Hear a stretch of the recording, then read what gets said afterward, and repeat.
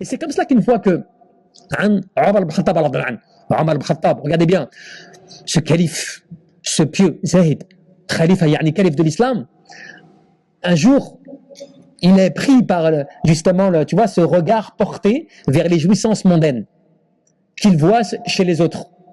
Qu'est-ce qu'il fait? Il va jusqu'au prophète Mohammed, il va le voir. Et qu'est-ce qu'il dit? Ya Rasulallah, ad'u Allah, Ya Rasulallah, ad'u Allah. Oh, envoyé d'Allah, invoque Allah.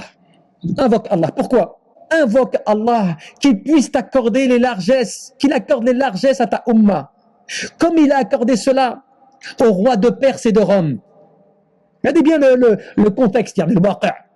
Tu vois, vraiment là, tu vas être dans le contexte, là, tu vois, l'application même du verset. Tu vois, il vient voir Omar, le prophète en lui disant, demande à Allah qui t'améliore ta situation. Cela veut dire ça, qu'il améliore ta situation, qu'il augmente tes richesses. Cela comme quoi? Comme ce que l'on voit des rois de Perse et des rois de Rome. Toi qui vivais dans des palais luxueux, qui avait tout cela et tout. Parce qu'est-ce qu'il fait le prophète? Il était allongé. Il se lève comme ça, il s'assoit. Pour l'intérêt de l'information et pour ce qu'il doit répondre afin que, tu vois, il remette en place bien les choses. Est-ce que toi, tu aurais des doutes au fils d'Al-Khattab? Tu vois, il s'adresse en lui disant comme cela, tu vois. Est-ce que tu aurais des doutes? Des doutes de quoi? Mais eux, Allah Azza wa Jal leur a précipité la récompense des jouissances temporaires. Cela, c'est comme un médicament, tu vois, psychologique. Normalement, le musulman, il doit se rappeler cela, tu vois. C'est pour ça que c'est important ce sujet.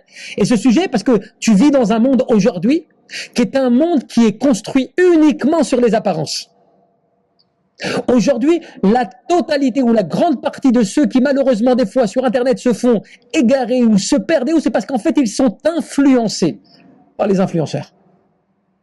Tu vois? Ils ont un regard qui les vide au fond d'eux-mêmes. Comment il est vide?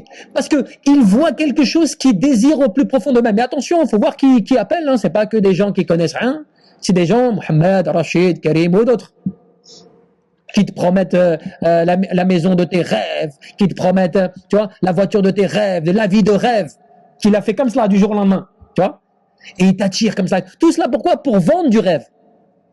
Pour te vendre du rêve. Et donc le musulman, qu'est-ce qu'il fait?